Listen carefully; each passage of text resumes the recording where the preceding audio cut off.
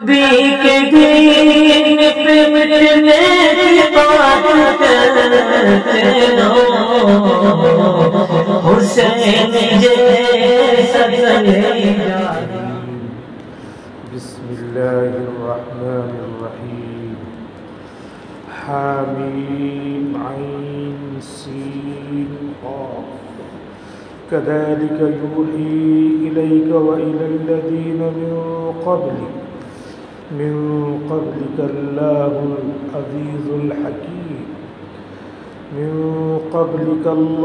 العزيز الحكيم له ما في السماوات وما في الأرض وهو العلي العظيم تكاد السماوات يتفطرن من فوقهن والملائكة يسبحون بحمد ربهم ويستغفرون لمن في الأرض ألا إن الله هو الغفور الرحيم سورة الشورى مکیۃ سورہ الشورى مکہ میں نازل ہوئی. اس میں 53 آیتیں اور 5 رکوع ہیں. بسم اللہ الرحمن الرحیم. شروع کرتا ہوں اللہ کے نام سے جو بڑے مہربان نہایت رحم والے ہیں. حامیم عین سین قاف. اس کے معنی اللہ کو معلوم. كذلك يوحي إليك وإلى الذين من قبلك. اسی طرح اللہ تعالیٰ آپ پر اور آپ سے پہلے گزرے ہوئے انبیاء کرام پر وحی بھیجتا رہا ہے. وہ اللہ جو غالب ہے، حکمت والا ہے. لَهُ مَا فِي السَّمَاوَاتِ وَمَا فِي الْأَرْضِ. اسی کی ملکیت میں ہے وہ سب چیزیں جو آسمانوں میں ہیں اور زمین میں ہیں. وَهُوَ الْعَلِيُّ الْعَظِيمُ. اور وہ عالی شان ہے، عظیم الشان ہے. تَكَادُ السَّمَاوَاتُ يَتَفَطَّرْنَ مِنْ فَوْقِهِنَّ. قریب ہے کہ آسمان اپنے اوپر سے پھٹ پڑے. والملائکۃ یسبحون بحمد ربہم. اور فرشتے اپنے پروردگار کی تعریف کرتے ہیں، تسبیح کرتے ہیں. ویستغفرون لمن فی الارض. اور زمین والوں کے لیے مغفرت طلب کرتے ہیں.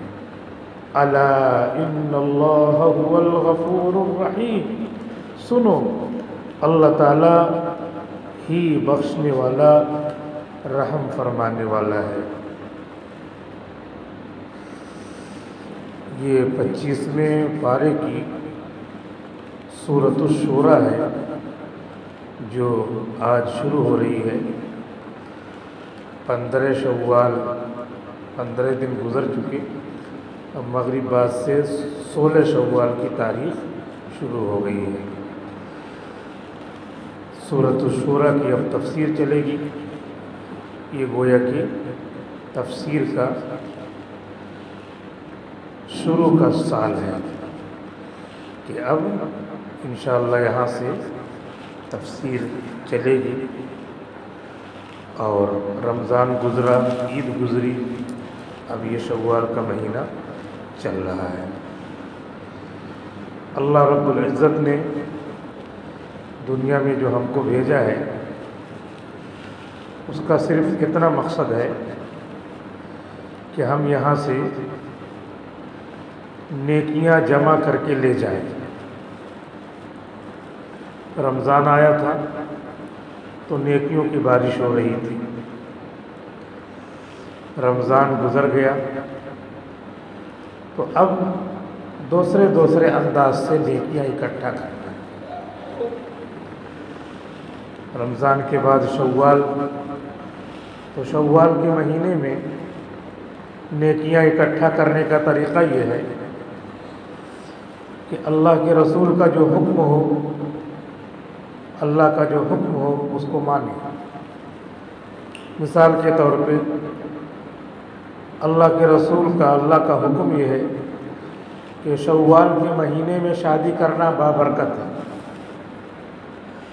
تو شوال کے مہینے میں شادی کرنا چاہیے۔ اب شیطان نے ہم کو الٹی پٹی پڑھا دیا ہے کہ شوال کے مہینے میں بہت سارے علاقوں میں نکاح نہیں ہوتا، شادی بیاہ نہیں کرتے، اس کو منحوس سمجھتے ہیں۔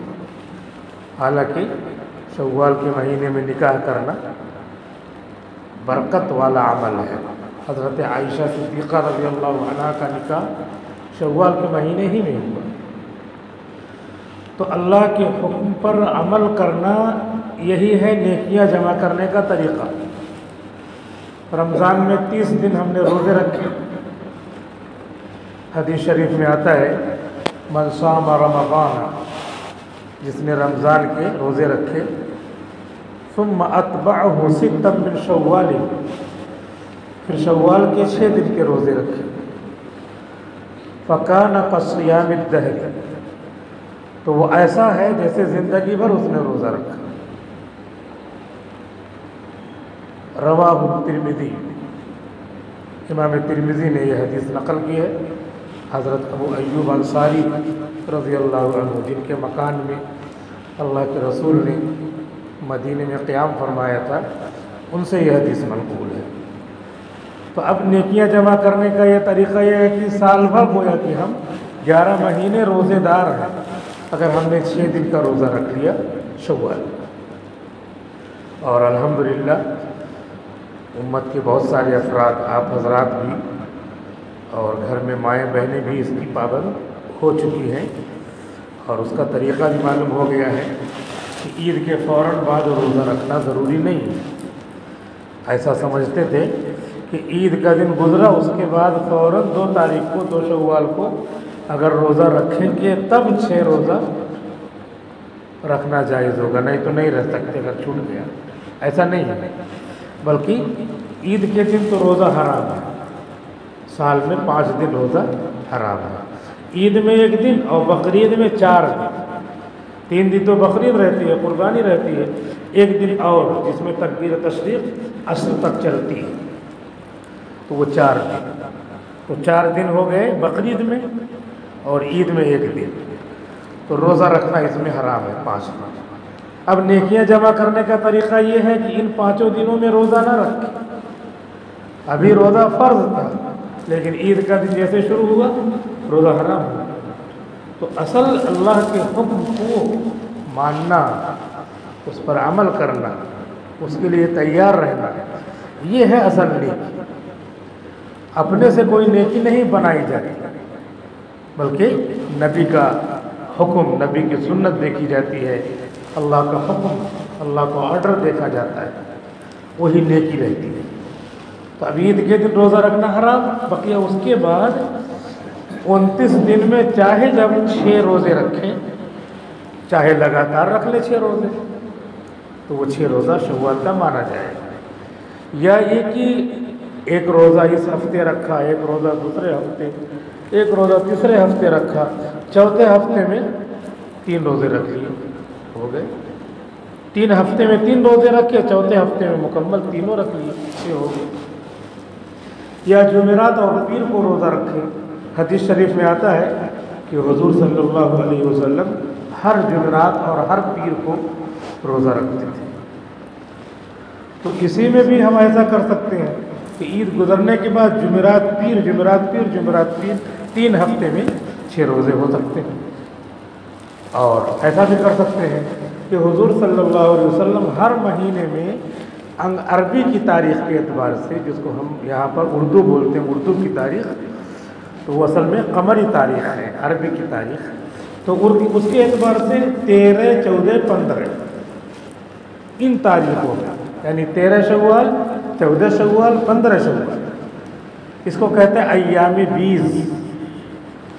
ان ہر مہینے میں ان تینوں تاریخوں میں اللہ کے رسول روزہ رکھتے تھے۔ اب تو یہ شوال کی 15ویں تاریخ گزر گئی، اب وہ تو نہیں ہو پائے گا، لیکن یہ بھی طریقہ ہے کہ 13، 14، 15 شوال کو روزہ رکھ لیا، 3 روزہ یہ ہو گیا اور 3 روزہ اور آگے رکھ لیا۔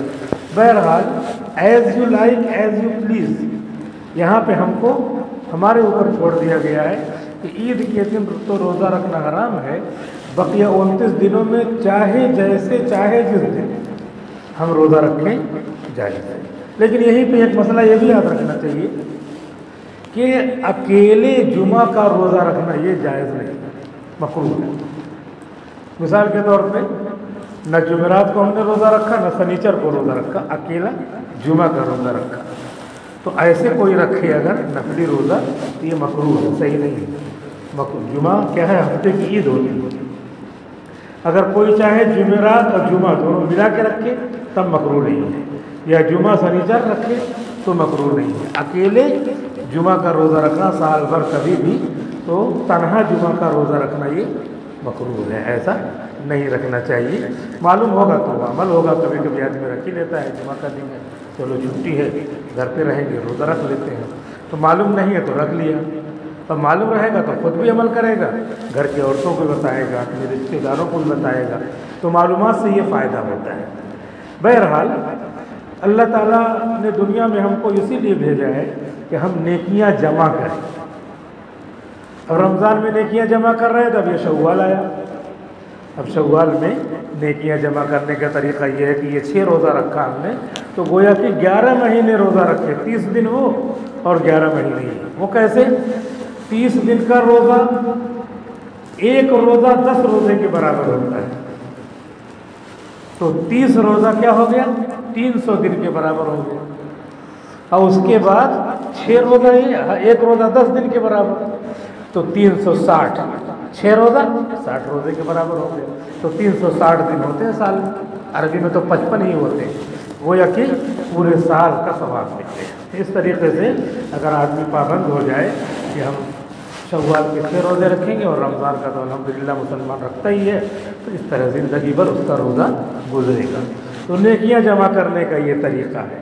اب نماز پابندی سے ہماری ادا ہوتی رہے، تلاوت ہوتی رہے، اور جو نیک کام ہے کہ قرآن کریم کو، اس کی صورتوں کو سمجھے، سمجھ کے پڑھے۔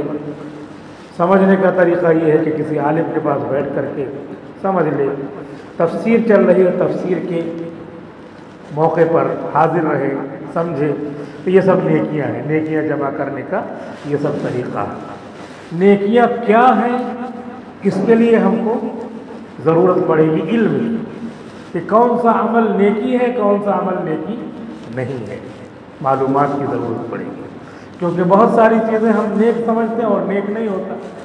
مثال کے طور پہ انتقال ہو گیا کسی کا، اور اس کے بعد ہم کو حکم ہے کہ ثواب پہنچائیں، تو ثواب پہنچائیں تو ابھی ثواب پہنچانا چاہیے، کیونکہ ابھی قبر میں ان سے سوال ہو رہا ہوگا، سوال کے بعد اللہ نہ کرے کوئی معاملہ غلط ہے تو جہنم سے وہاں کی لپٹ آنا شروع ہو جائے گی، قبر میں جو ہے عذاب قبر شروع ہو جائے گا، تو یہاں سے ثواب ہم پہنچائیں گے تو ثواب پہنچ جاتا ہے فوراً۔ جیسے ہمارے موبائل سے میسج بھیجیں تو سب کو منٹوں میں میسج پہنچ جاتا ہے، ایسے ہی ہم نے 1 پارہ پڑھا، 2 پارہ پڑھا، نیکیاں کلمہ پڑھا 1000 مرتبہ، درود شریف پڑھا، یا 10-20 رکعتیں پڑھی، یا ہم نے 1000-2000 روپیہ اللہ کے راستے میں دے دیا، تو اس کا جو ثواب بنتا ہے یہ فوراً پہنچ جاتا ہے۔ تو جیسے ثواب پہنچے گا ویسے ہی میت کے اوپر سے عذاب ہٹ جاتا ہے۔ اب ہم لوگ کیا کرتے ہیں؟ ہم لوگ یہ کرتے ہیں کہ ان کے انتقال کے 3 دن کے بعد غریبوں کو کھانا کھلائیں گے، 3 دن کے بعد کھلائیں گے، تو 3 دن کے بعد جب کھانا کھلائیں گے تو تیسرے دن ثواب پہنچے گا۔ تو ابھی جو 2 دن ہیں، یہ 2 دن ہم نے اپنے میت کو چھوڑ دیا کہ ہاں فرشتوں ان کو عذاب دیتے رہو، یہی مطلب ہوگا۔ تو اب یہ ظاہر سی بات ہے، یہ عقل مندی کے خلاف ہے۔ ہمارا کوئی آدمی جیل میں ہے اور جو ہے پولیس ان کی پٹائی کر رہے ہیں، اور ہمارے پاس پیسے ہیں، ہم ان کو چھوڑا بھی سکتے ہیں، فوراً چھوڑا سکتے ہیں، لیکن ہم یہ کہیں نہیں 3 دن کے بعد ان کو چھوڑائیں گے، تو گاؤں کے تمام لوگ، رشتہ دار لوگ کیا کریں گے؟ کوسیں گے، برا بھلا کہیں گے، ارے پیسہ ہے تمہارے پاس، فوراً چھوڑانا۔ تو ایسے ہی یہ ہم ثواب سمجھتے ہیں کہ 3 دن گزر جائے جب کوئی کھانے کا پروگرام بنائے، جس کو ہمارے لفظوں میں تیجا کہتے ہیں، 3 دن کے بعد کھانا کھلانا، کھانا ابھی کھلا دو، اور کھانا ہی نہیں، کھانے کا جو ثواب بنتا ہے اس میں مان لیا 10,000 روپے خرچ ہو رہے ہیں، کھانا پکائے بغیر 10,000 روپیہ دے دیا، تو کھانے کا جو ثواب بنتا وہ پیسے کا بھی ثواب بنے گا۔ کھانا پکانے میں اور زحمت ہے، پیسے میں تو کسی کو پتہ بھی نہیں چلے گا۔ اگر ہم اللہ کے لیے ثواب کے لیے کرتے ہیں تو پیسہ دے سکتے ہیں، لیکن اس میں ہماری نیتیں بدل جاتی ہیں کہ رشتہ دار لوگوں کو تو پتہ چلا نہیں کہ کچھ کھلائے پلائے، پتہ چلا دوسرے جانے، تو ان کو بتانے کے لیے، جس کو ریاکاری کہتے ہیں، ہماری نیتیں، شیطان ہم کو اس طرح اس نے پھنسا رکھا ہے کہ رشتہ داروں کو پتہ چلے، ارے کھانا نہیں ہوا، 3 دن کے بعد کھانا چاہیے تھا، کھلانا چاہیے تھا۔ تو اب یہ پتہ لگانے کے لیے، لوگوں کو بتانے کے لیے ہم نے یہ کیا، تو اتنا ثواب کم ہو جائے گا۔ اور شیطان چاہتا ہی ہے، دشمن ہے نا، تو شیطان چاہتے ہیں کہ ہم کو نفع کم ہو۔ جیسے پاس پڑوس میں کوئی دشمن رہتا ہے تو کہ ابھی سامان بیچ دو، ابھی گیہوں بیچ دو، ابھی جو ہے تمہارے کھیت سے گنا ابھی بیچ دو، ابھی بیچ دیا ہم نے تو کم نفع ملا۔ اس کو معلوم تھا کہ 10 دن کے بعد دام بڑھنے والا ہے، تو 10 دن کے بعد دام بڑھنے والا، ابھی بچوا دیا تاکہ اس کو نفع کم ہو۔ تو ان الشیطان للانسان عدو مبین، شیطان انسان کا کھلا دشمن ہے، وہ تو آتا ہی رہتا ہے کہ ثواب پہنچانا ہے نا، اچھی بات ہے، 3 دن کے بعد پہنچاؤ، اور تھوڑا کیسے رشتہ داروں کو پتہ چلے گا؟ تو ابھی ایسے سمجھائے گا، تو یہ ہم نیکی سمجھتے ہیں جو نیکی نہیں ہوتی، یا ہوتی ہے لیکن نیک کام میں ثواب کم ہو جاتا ہے۔ تو اب یہ نیکی کس کو کہتے ہیں؟ اس کے لیے علم ہونا ضروری ہے، اور علم کون دے گا؟ نبی دیں گے، رسول دیں گے، اللہ دیں گے۔ اللہ کا کام نبی بتلائیں گے، نبی کا کام وارث نبی یعنی علماء بتلائیں گے، یہ نیک کام ہے، نبی کے وارث ہی بتلائیں گے۔ بھائی گھر کا آدمی کوئی مسئلہ رہتا ہے، گھر کے کسی بوڑھے کا انتقال ہوگا اور کوئی مسئلہ ہوا انتقال، تو اس کے گھر جا کے جو وارث ان سے پوچھتے ہیں نا کہ ابا تمہارے کیا کرتے تھے، دادا تمہارے کیا کرتے تھے۔ تو نبی کی وراثت جائیداد میں، مال میں نہیں چلتی، علم میں چلتی ہے۔ تو جو علماء ہوتے ہیں وہ نبی کے وارث ہوتے ہیں، تو وہی نبی کے وارث علم بتلائیں کہ یہ علم ہے، یہ معلومات ہے، اس کو نیکی کہتے ہیں۔ تو جس کو ہم نیکی سمجھتے ہیں، کبھی کبھی وہی نیکی بھی رہتی ہے اور کبھی وہ نیکی نہیں رہتی۔ اسی میں یہ بھی ہے کہ ہم 3 دن کے بعد ثواب پہنچاتے ہیں، یعنی کھانا کھلاتے ہیں۔ تو ایک تو یہ کہ کھانا ہی کھلانا ضروری نہیں ہے، ہم کو یہ اس کھانے کھلانے کا ثواب مردے کو پہنچانا ہے، اپنے متعلق کو پہنچانا ہے، تو اس پہ جتنا پیسہ خرچ ہوا اسی کا ثواب پہنچے گا۔ تو پیسہ بھی خرچ کر سکتے ہیں اور کھانا بھی کھلا سکتے ہیں، لیکن کھانا کھلانے میں یہ عیب ہے کہ اس میں رشتہ داروں کو بتلانے کی نیت شامل ہو جاتی ہے، جس سے ثواب کم ہو جاتا ہے، کیونکہ رشتہ داروں کا ڈر رہتا ہے، ارے ان کے ابا کا انتقال ہوا، بتاؤ اتنے بخیل ہیں، کھانا بھی نہیں کھلائیں۔ ایسے لوگ ہیں ابا کے مرنے کے بعد ساری محبت ختم ہو گئی، ابا کے دنیا سے جانے کے بعد ساری محبت، تو ان سے اعتراض کو دفع کرنے کے لیے، آبجیکشن کو، ان کے جملے کو کہ وہ جو ہے تعان و تشریح نہ کریں، تو ہم کو 3 دن کے بعد کھانا کھلانا پڑتا ہے، 10 دن کے بعد کھانا کھلانا پڑتا ہے، 10واں جس کو کہتے ہیں، 20 دن کے بعد کھلانا پڑتا ہے، 20واں کہتے ہیں، 40 دن کے بعد کھانا کھلانا پڑتا ہے، 40واں کہتے ہیں، اور سال بھر کے بعد کھانا کھلانا پڑتا ہے، جس کو برسی کہتے ہیں۔ تو یہ جو ہم کرتے ہیں یہ نیکی نہیں ہے، اس کو ہم نیکی سمجھتے ہیں۔ تو اسی لیے نیکیاں جمع کرنے کا ہم کو حکم ہے، لیکن اس کے لیے معلوم کرنا پڑے گا نیکی کون سی چیز ہے۔ جو نیکی ہے اس کو کرتے رہیں، اور جو پتہ چل جائے کہ نیکی نہیں ہے یا اس میں ثواب کم ہے، کہ اللہ سے دعا کریں کہ اللہ ہمارے لوگوں کو، ہمارے رشتہ داروں کو، کہ اللہ ہم کو، ہمارے بیٹوں کو، سب کو سمجھا دے کہ جس کام میں کم نیکی ہے کیوں کرے اسے چھوڑے، دھیرے دھیرے چپکے سے پیسہ دے دیا، اتنا خرچ کر دیا اللہ کے راستے میں، ثواب پہنچ گیا۔ ثواب تو پہنچانا ہے، اگر ثواب نہیں پہنچانا ہے तभी तो रिश्ते दारों की जानकारी हमारी नीयत में रहता है कि नहीं रश्ते दारों को पता चल जाए चाहे सवाब पहुँचे ना पहुँचे, ये नीयत रहती है। ये गड़बड़ हो गया, गलत हो गया। तो साल भर अब हमें 11 महीने ये नेकियां इकट्ठा करना है, छोटे छोटे काम करना, आसान काम करना, बड़े काम करना, मुश्किल काम करना, उन्हें नेकियां जमा करने में ये शव्वाल के 6 रोज़े हैं। और हर महीने 3 रोज़ा रखें, 13, 14, 15 को, और उसी में जुमरात और पीर को रोज़ा रखना है। और घर की औरतों के लिए जो अल्लाह ने निज़ाम रखा है उनका रोज़ा रमज़ान में छूट जाता है, हैज़ की हालत में रोज़ा नहीं माना जाता है, तो इसी शव्वाल के महीने में वो अपने रोज़े की क़ज़ा कर लें। और अगर नहीं क़ज़ा कर सकते, बड़ा दिन है, तो इंतज़ार करें तो छोटे दिन आए उसमें वो क़ज़ा कर लेंगे। इस तरीके से उनके ज़िम्मे क़ज़ा लाज़िम है। और इसमें हम कुरान शरीफ की जैसे तिलावत कर रहे थे, रोज़ाना मामूल बनाए रखें, आधा पारा 1 पारा तिलावत करें, इन नेकियां जमा करने का तरीक़ा है। तो ये अब हमारी नेकियां जमा करने की जो सिलसिलेवार गुफ्तगू की तफसीर की, वो इंशाअल्लाह आपकी दुआ से और हमारी कोशिश से, हम लोगों की दुआ से इंशाअल्लाह ये सिलसिला चलता रहेगा। ये भी नेकियां जमा करने का तरीक़ा है। और कुरान शरीफ की तिलावत, उसकी तफसीर से बड़ी नेकी और क्या होगी कि जिसकी वजह से सारे मसले निकले हैं। किसी के ऊपर सारे मसाइल, सारे फ़ज़ाइल कुरान ही से मालूम हुए हैं कि अल्लाह का कलाम है।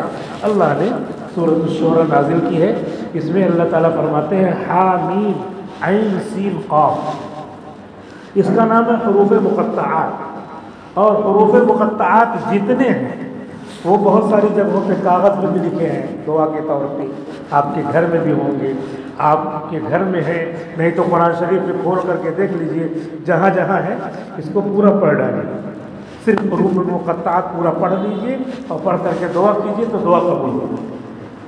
हुरूफ़ मुक़त्तआत की ये फजीलत है।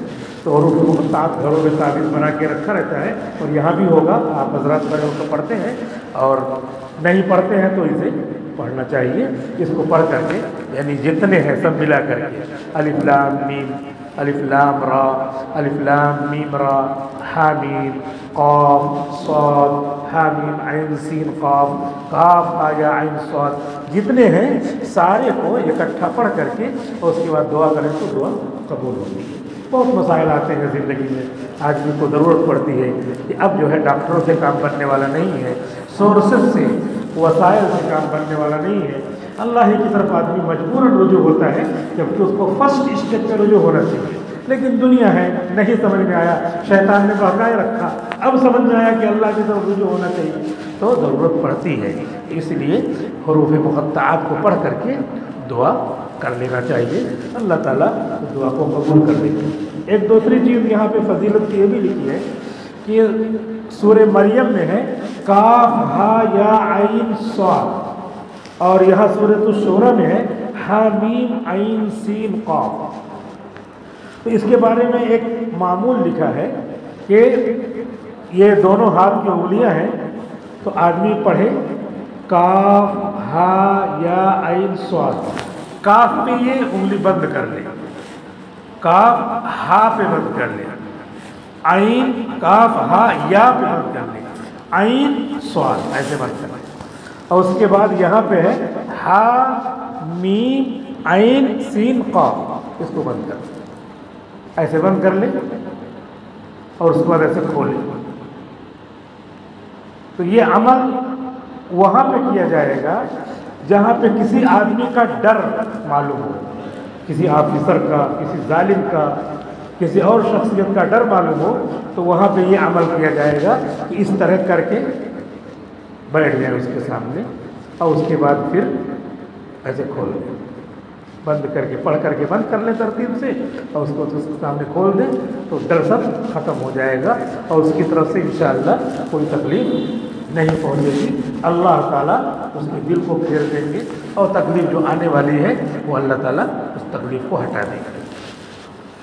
कज़ालिक यूही इलैका व इलल लज़ीना मिन क़ब्लिक, अल्लाह ताला फरमा रहे हैं कि ये हम जो कुरान करीम नाजिल कर रहे हैं, जिसमें मसाइल हैं, फ़ज़ाइल हैं, नमाज का ज़िक्र है, रोज़े का ज़िक्र है, कुर्बानी का ज़िक्र है, और हज का ज़िक्र है। हज का महीना है, बहुत सारे लोग हज करने जा रहे होंगे, और हम भी यूपी गए थे, तो वहाँ पर हमने 400 हाजी यूपी से जाने वाले थे, उसमें से ہم نے اعلان کر کے واٹس ایپ پہ ڈال کر کے اور سب کو فون کر کے بلوایا، تو 200 حاجی جمع ہوئے تھے، 200 سے کچھ کم تھے، وہ حاجی جمع ہوئی مسجد میں، تو ہم نے ان کو پوری ایک دن ٹریننگ دیا حج کہ کیسے حج کیا جائے گا، کیسے عمرہ کیا جائے گا۔ 2005 میں ہم نے حج کیا جامعہ کی طرف سے، جامعہ نے حج کروایا تھا، حافظ صاحب سے اللہ کو پیارے ہو گئے۔ تو 2005 سے جب ہم وطن میں رہتے ہیں تو ایک دن کی ٹریننگ حج کی دیتے ہیں، تو عملی طور پہ بتا دیتے ہیں کہ حج عمرہ کیسے کیا جائے گا، حج کیسے کیا جائے گا۔ حج کے 5 دن ہیں اور عمرے میں تو 2 گھنٹہ لگتا ہے۔ تو عمرے میں صرف کیا کام ہے، خانہ کعبہ کا طواف کرو اور صفا سے مروہ، مروہ سے صفا 7 مرتبہ آؤ جاؤ، اور اس کے بعد سر مڈا لو، ہو گیا عمرہ۔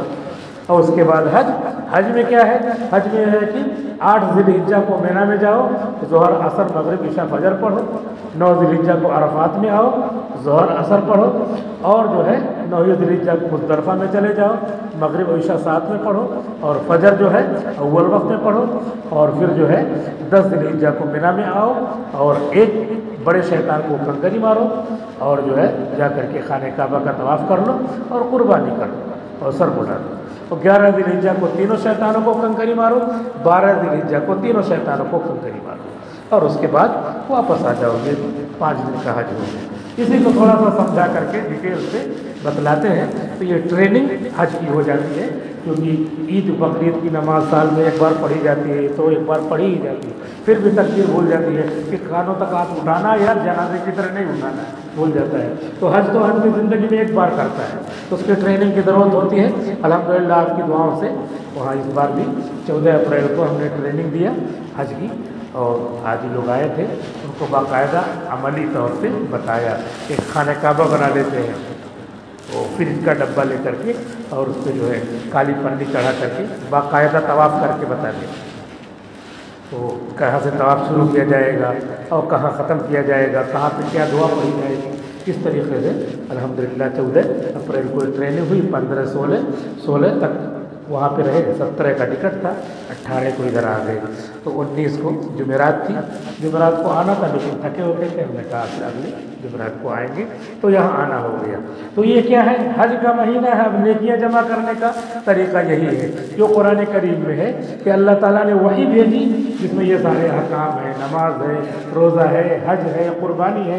اب قربانی کا موسم آئے گا، اللہ تعالیٰ نے کہا ہے اعطیناک الکوثر، ہم نے آپ کو خیر کثیر دیا، فصلی لربک وانحر، تو نماز پڑھی اپنے رب کے لیے اور قربانی کیجیے، قربانی کا حکم یہاں آ گیا۔ یہ اللہ تعالیٰ کہہ رہے ہیں ہم آپ کی طرف وحی بھیجتے ہیں اس طرح جس میں تمام احکام موجود ہیں، اور اس سے پہلے توریت انجیل والوں کو بھی وحی ہم نے بھیجی تھی، توریت میں انجیل میں یہ سارے احکام بیان کیے تھے، ان کے زمانے میں جو چلنے والے تھے، زبور میں یہ احکام بیان کیے تھے۔ اللہ العزیز الحکیم، اللہ یہ حکم بھیجنے والا ہے جو عزیز ہے، غالب ہے۔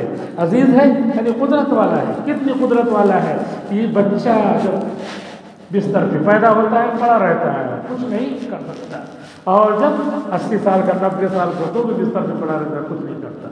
اسفل سافلین، ایک دم گئی گزری عمر تک پہنچا دیتے ہیں، گئی گزری عمر سے گئی گزری عمر تک۔ اس وقت پیشاب پیخانہ خود جو ہے بستر ہی پہ کر رہا ہے، اور اب بھی پیشاب پیخانہ بستر پہ کر رہا ہے، اس طرح جو ہے ثم رددناہ اسفل سافلین، ہم اس کو پرانی حالت میں لوٹا دیتے ہیں۔ تو اللہ تعالیٰ عزیز ہے، غالب ہے، اس طرح کر دیتا ہے۔ اس لیے وہ وقت آنے سے پہلے جو شباب کی عمر ہے، ینگ اور جوانی، نوجوان ہونے کی عمر ہے، اس میں ہم کیا کر لیں، اللہ کی عبادت کر لیں۔ الحکیم، حکمت والا ہے کہ نوجوانی کی عمر دے دیا، اس میں جتنی چاہے عبادت کر لیں، نیکیاں جمع کر لیں، اور یہ سب ہونے والا ہے کیونکہ ساری چیزیں کیا ہے، اللہ کی ملکیت میں۔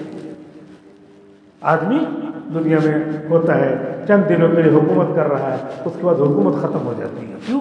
اصل حکومت اللہ کی ہے، جب چاہے اللہ تعالیٰ پاسا پلٹ دیتا ہے۔ تلک الایام نداولها بین الناس، یہ ایام ایسے ہیں ہم لوگوں میں الٹ پھیر کرتے رہتے ہیں، کبھی آج کوئی حاکم کل محکوم، کوئی محکوم حاکم، آج رولر کل رول، آج رولڈ کل رولر، ایسے چلتا رہتا ہے۔ لیکن اللہ کیا ہے، ہمیشہ کا حاکم ہے، حکمراں ہے، اس کی حکومت کو کوئی چیلنج نہیں کر سکتا۔ لہ ملک السماوات والارض لہ ما فی السماوات وما فی الارض وہو العلی، وہی عالی شان ہے، سب سے بڑا وہی ہے۔ کیسے لوگوں کا ذہنوں کو پھیر دیتا ہے پتہ نہیں چلتا۔ ابھی بھی ہندوستان میں جو حالات چل رہے ہیں انہی لوگوں کے ذہنوں کو اللہ تعالیٰ پھیر رہا ہے۔ کوئی ہم تصور نہیں کر سکتے تھے کہ ذہن پھیرے گا، لیکن ذہن پھر رہا ہے۔ وہو العلی العظیم، عظیم الشان ہے۔ تو اس کے بعد اللہ کا جو فیصلہ ہوگا وہ فیصلے پہ راضی ہونا ہے۔ تکاد السماوات یتفطرن من فوقہن، اللہ تعالیٰ کہہ رہے ہیں کہ لوگ اتنے گناہ کرتے، اتنی نافرمانیاں کرتے ہیں اللہ کی زمین پر، یہ قریب ہے کہ آسمان پھٹ پڑے، لیکن اللہ تعالیٰ اپنی قدرت سے روکے رہتا ہے اور ہر ایک کو ان کی عمر تک پہنچاتا ہے، ان کو موقع دیتا ہے، بیمار کر کے ان کو تکلیف پہنچا کر کے موقع دیتا ہے کہ کہیں آخری تکلیف نہ ہو، کہیں موت نہ آ جائے، آدمی سدھر جائے۔ لیکن آدمی نہیں سدھرتا، اس کی موت کا وقت قریب آ جاتا ہے، اس کا آخری وقت آ جاتا ہے۔ والملائکۃ یسبحون بحمد ربہم، اللہ کے فرشتے تو کوئی گناہ نہیں کرتے، وہ ہمیشہ اللہ کی تسبیح و تحمید کرتے رہتے ہیں، اور وہ دنیا والوں کے لیے مغفرت طلب کرتے رہتے ہیں کہ ان کو اللہ ہدایت دے کر بخش دے۔ کہ جو دنیا میں کافر ہیں مسلمانوں کے علاوہ، اللہ تعالیٰ وہ اللہ کے فرشتے ان کے لیے ہدایت کی دعا کرتے رہتے ہیں، جن کو بھی ہدایت دے دے کہ دنیا میں امن پھیلائے، دنیا میں ظلم کو ختم کرے، دنیا میں امن و شانتی کی حکومت لائے، عدل و انصاف کی حکومت لائے۔ یہ فرشتے دعا کرتے رہتے ہیں، غیر مسلموں کے لیے بھی تو مسلمانوں کے لیے بھی کہ اللہ ان مسلمانوں کو جو آپ پر ایمان لائے ہیں ان کی مغفرت کرنا ہے، فرشتے دعا کرتے رہتے ہیں۔ اللہ ان اللہ هو الغفور الرحیم، سن لو اللہ ہی بخشنے والا ہے۔ لہذا اے مومنو، گناہ ہو جائے تو سمجھ لو کہ اللہ بخشنے والا ہے، گناہ ہو جائے تو سمجھ لو کہ اللہ رحم کرنے والا ہے۔ لیکن ایسے نہیں دھوپ میں آئیں گے تب دھوپ لگے گی، ہوا کے راستے پہ آئیں گے تب ہوا لگے گی، تو دیوار کے کنارے چھوئیں ہیں تو ہوا نہیں لگے گی۔ لہٰذا اللہ سے معافی جب مانگیں گے تب اس کی مغفرت ظاہر ہوگی۔ معافی نہیں مانگے تو سوچے اللہ غفور ہے، رحم نہ طلب کریں اور سوچے کہ اللہ رحیم ہے، تو دنیا میں ایسا نہیں ہوتا۔ آپ آئینے کے سامنے کھڑے ہوں گے تب صورت چھپے گی، ایسے آپ اللہ سے مغفرت مانیں گے تب مغفرت اللہ کے غفور ہونے کا جو ہے سلسلہ شروع ہوگا۔ اللہ ہے لیکن ہم کو چاہیے تب تو ہم توبہ کریں گے، تب تو توبہ قبول کرے گا۔ ہم آتے ہی نہیں اس کے دربار میں، توبہ کرتے ہی نہیں، اللہ سے معافی مانگتے ہی نہیں، اس لیے اللہ سے معافی مانگنا پڑے گی۔ اس طریقے سے ہم اللہ سے توبہ کریں، معافی مانگیں، نیکیاں جمع کر لیں۔ اب سال بھر 11 مہینے ہم کو اسی طرح چھوٹی چھوٹی نیکیاں جو اللہ تعالیٰ بڑھا کر کے بہت بڑی بڑی نیکیاں بنا دیں گے، اس کو کرتے رہیں، مانگتے رہیں۔ اللہ سے دعا ہے کہ اللہ تعالیٰ کہنے سے زیادہ سننے سے زیادہ عمل کرنے کی توفیق عطا فرمائے۔ وآخر دعوانا الحمد للہ رب